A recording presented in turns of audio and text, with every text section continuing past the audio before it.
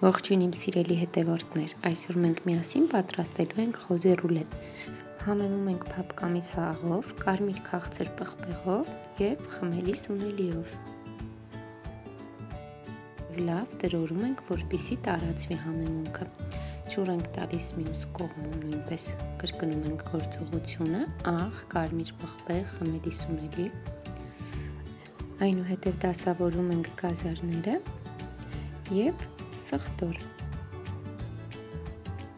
Փաթաթում ենք խոզի միսն այնպես, որ բոլոր կողմերից համաչափ ու ձիգ փաթաթվի։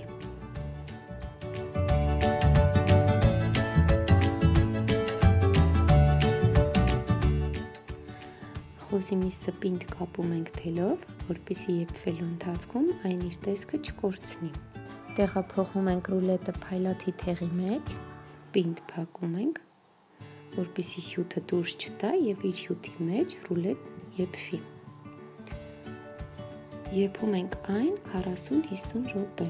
Ժամանակը լրանալուց հետո փայլատի թեղը բացում ենք և ևս 15-20 րոպե ռուլետը տեղափոխում ենք ջեռոց, որպեսզի այն կարմրի և գեղեցիկ տեսք ունենա։ Այսպիսի գեղեցիկ ուտեստ հաստատ կզարդարի ձեր տոնական սեղանը։ Եվ վերջում կխնդրեմ բաժանորդագրվել իմ YouTube-յան ալիքին։